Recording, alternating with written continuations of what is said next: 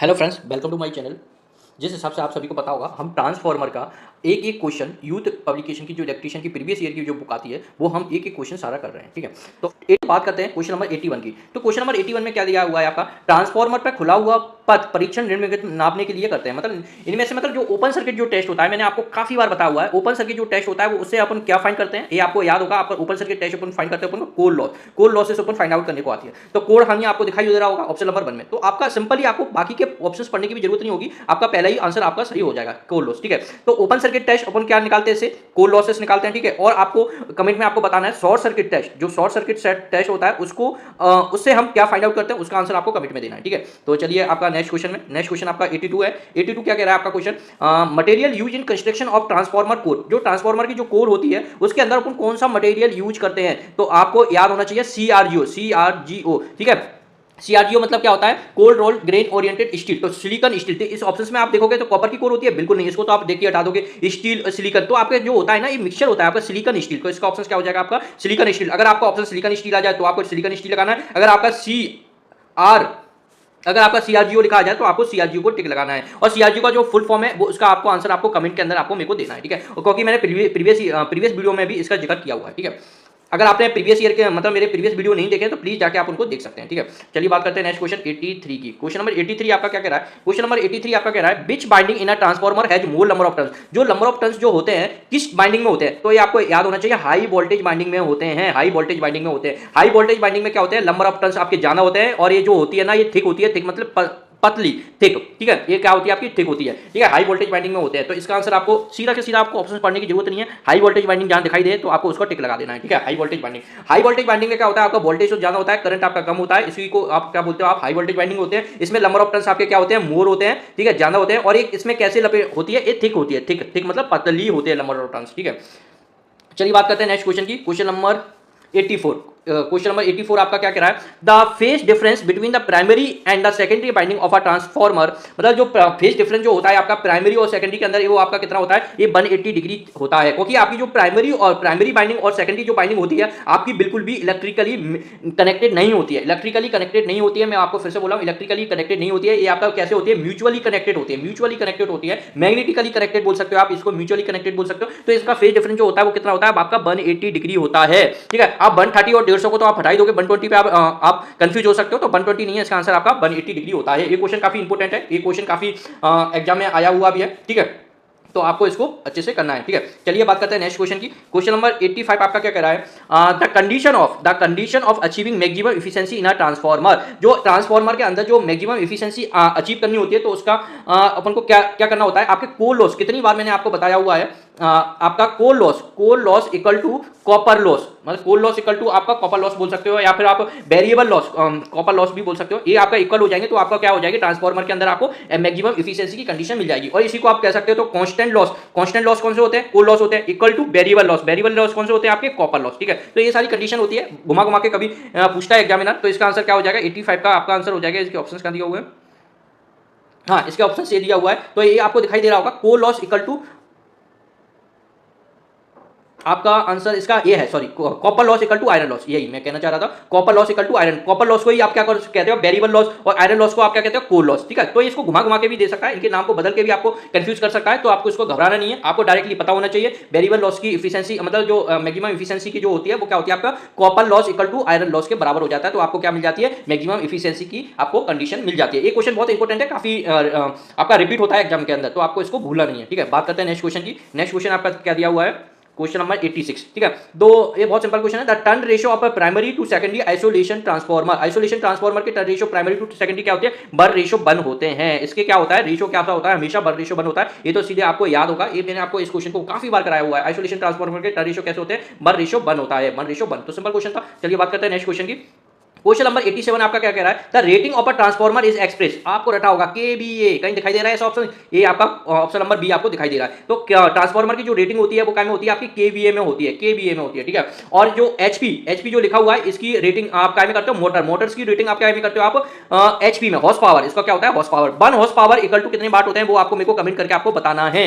ठीक है, 1 horsepower equal to कितने वाट होते हैं वो आपको मेरे को कमेंट करके बताना है। ठीक है, किलोवाट की रेटिंग ऊपर काय में एक्सप्रेस करते हैं, ये आपको जनरेटर में करते हैं, जनरेटर की आपकी जो होती है वो कितने का है, किलो वाट की में अपन उसको एक्सप्रेस करते हैं। केवीए आपका ट्रांसफार्मर हो गया, एचपी आपका हॉर्स मोटर हो गया, और केडब्ल्यू आपका क्या हो गया, ये आपका जनरेटर। ठीक है, तो इसको आपको भूलना नहीं है, इनमें से आपका एग्जामिनर कोई भी आपसे पूछ सकता है। ठीक है, चलिए बात करते हैं नेक्स्ट क्वेश्चन की, क्वेश्चन नंबर 88। ठीक है, क्वेश्चन नंबर 88 आपका क्या कह रहा है, आपका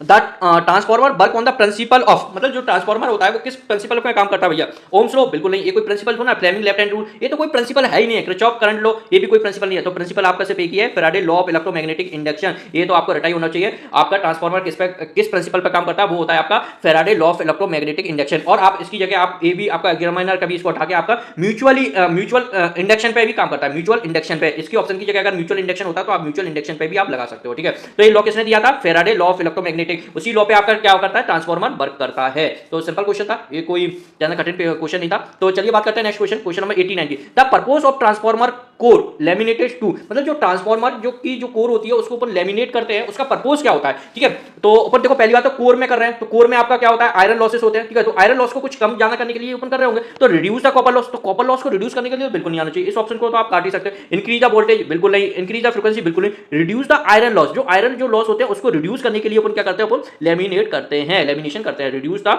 आयरन लॉसेस, आयरन लॉस को कम करने के लिए। आयरन लॉस के अंदर दो हानियां होती है, एक आपका एडी करंट होती है, एक आपकी हिस्टेरिस लॉस होती है, ये आपको पता होगा। ठीक है, चलिए बात करते हैं तो नेक्स्ट क्वेश्चन की, क्वेश्चन नंबर 90। ठीक है, क्वेश्चन नंबर 90, क्वेश्चन नंबर 90 आपका क्या कह रहा है, a transformer a step up transformer can be used है, स्टेप अप ट्रांसफॉर्मर को आप कैसे यूज कर सकते हो, मोटर की तरह, बिल्कुल नहीं। डीसी जनरेटर की तरह आप, बिल्कुल नहीं। स्टेप डाउन ट्रांसफॉर्मर, यस, आप स्टेप डाउन की जैसे भी उसको यूज कर सकते हो। तो इसका आंसर क्या हो जाएगा, सी ऑप्शन हो जाएगा। चलिए आप इसको मैं बताता हूं आपको कैसे। अगर आपका देखो माना कि एक है, एक ए है, ठीक है, ये आपका ट्रांसफॉर्मर है, ठीक है, ये आपका ट्रांसफॉर्मर बन गया। ठीक है, ये आपका ट्रांसफॉर्मर बन गया। यहाँ पर आपने B1 दिया, ये आपको B2 मिला। ठीक है, यहाँ से आपने इनपुट दिया, ठीक है, यहाँ से आपको आउटपुट मिल गया। ये जो बाइंडिंग, इधर पे बाइंडिंग ज्यादा बनाई है, इधर पे बाइंडिंग मैंने कम बनाई है। तो ये किस टाइप का आपका ट्रांसफॉर्मर हो गया, स्टेप अप ट्रांसफॉर्मर हो गया, ये स्टेप अप ट्रांसफॉर्मर के जैसा मैंने बना दिया। ठीक है, अगर आप इसी को यहां से सप्लाई दे दोगे, यहां से इनपुट दे दोगे, और यहां पर अगर आउटपुट मिलेगा, तो आपका ये ट्रांसफॉर्मर कैसा हो जाएगा, स्टेप डाउन की जैसे काम करेगा। मतलब सिर्फ सप्लाई को अपोजिट साइड से लगा दोगे तो स्टेप अप ट्रांसफॉर्मर ही आपका स्टेप डाउन ट्रांसफॉर्मर बन जाएगा। ठीक है, तो ये आपको मैंने समझाने के लिए किया था। तो इसका आंसर आपका क्या हो जाएगा, सी ऑप्शन हो जाएगा, स्टेप डाउन ट्रांसफॉर्मर के जैसे आप इसको काम करा सकते हो। ठीक है, क्वेश्चन नंबर 91 आपका क्या कह रहा है, if the secondary turn of a transformer are double, अगर अपन सेकेंडरी टर्न्स को ट्रांसफॉर्मर के को अपन डबल कर देते हैं, and at the same time primary voltage is reduce, अगर और अपन उसको प्राइमरी के वोल्टेज को अपन रिड्यूस कर देते हैं to half then the secondary voltage will be, secondary voltage पे क्या इंपैक्ट पड़ेगा। देखो ये कंडीशन में क्या होगा, इंपैक्ट बिल्कुल भी नहीं पड़ेगा, नॉट चेंज होगा। अब ये कैसे नॉट चेंज होगा, तो देखो आपको पता होगा B1 upon B2 equal to N1 upon N2 होता है। ठीक है, ये क्या कह रहा है आपका, देखो सेकेंडरी का टर्न्स का ये है, इसको आपका कह रहा है आर शुड बी डबल, इसको आप डबल कर दो, कोई बात नहीं, ये कर दिया। और प्राइमरी वोल्टेज को रिड्यूस कर दो हाफ, प्राइमरी को ये वाला प्राइमरी का वोल्टेज है, इसको आप हाफ रिड्यूस कर दो, मतलब 1/2 कर दो। ठीक है, तो 1/2 कर दोगे तो इसका क्या हो जाएगा, ये 1/2, यहाँ पर ये हो जाएगा 1/2, तो यहाँ पर ये इक्वल में, तो इक्वल में क्या होगा, ये आपका 1/2 से 2 कट जाएगा, तो इस इक्वेशन पे आपका कोई इंपैक्ट नहीं पड़ेगा, सेम की सेम आपकी आएगी। इसलिए इसका आंसर क्या आएगा, नो चेंज, क्योंकि आपने क्या किया है, एक को उतना ही बढ़ा दिया, एक को उतना ही घटा दिया, तो इस पर कोई इंपैक्ट नहीं पड़ेगा, नॉट चेंज का आपका आंसर आएगा, नॉट चेंज। थोड़ा ट्रिकी क्वेश्चन था, अच्छा क्वेश्चन था, ऐसा एग्जामिनर मतलब ये क्वेश्चन रिपीट होने की प्रोबेबिलिटी थोड़ी जाना है, तो इसमें थोड़ा लॉजिक लगाना था और कुछ नहीं करना था। ठीक है, चलिए तो बात करते हैं नेक्स्ट क्वेश्चन की, क्वेश्चन नंबर 92, जो कि बहुत बार आपका रिपीट होता है। Scott connection are used to transform the, जो स्कॉट कनेक्शन जो होता है ट्रांसफार्मर में, उससे क्या करते हैं अपन। ठीक है, तो ये क्वेश्चन मैंने आपको काफी बार पढ़ाया है, इस क्वेश्चन का आंसर आपको रटा होना चाहिए। स्कॉट कनेक्शन के अंदर क्या करते हैं अपन, 3 फेज को 2 फेज के अंदर, 3 फेज को 2 फेज के अंदर आपका चेंज करने के लिए काम आता है, और 22 वर्षा भी इसको करते हैं। 22 वर्षा का मतलब 2 फेज को 3 फेज में भी कन्वर्ट किया जा सकता है स्कॉट कनेक्शन से। तो ऐसा कुछ ऑप्शन दिखाई दे रहा है आपको, 3 phase supply into a 2 phase supply, ये आ गया आपका ऑप्शन नंबर टी। तो ये सिंपल सा क्वेश्चन था, ये आपका काफी रिपीट होता है क्वेश्चन। तो स्कॉट कनेक्शन में आपको भूलना नहीं है, 3 फेज को 2 फेज में, 2 फेज को 3 फेज में आपका कन्वर्ट करने के लिए काम आता है स्कॉट कनेक्शन। बहुत इंपॉर्टेंट क्वेश्चन, आप इसको मार्क कर सकते हो, ये क्वेश्चन आपका काफी रिपीट होता है स्कॉट कनेक्शन से आपका। ठीक है, तो चलिए बात करते हैं नेक्स्ट क्वेश्चन। नेक्स्ट क्वेश्चन आपका क्या है, 93।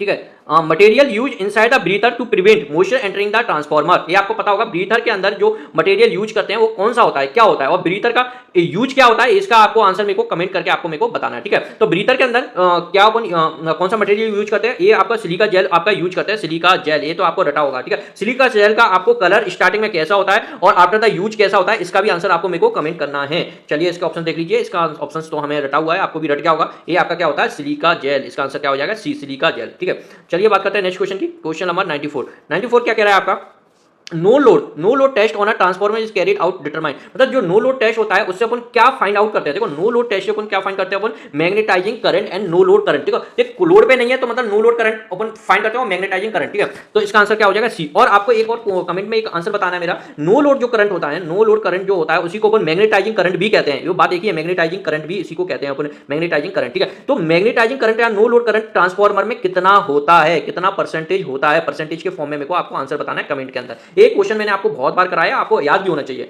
ठीक है। तो इसका आंसर आप जरूर दें कमेंट के अंदर, ठीक है। तो बात करते हैं नेक्स्ट क्वेश्चन, क्वेश्चन नंबर 95 की।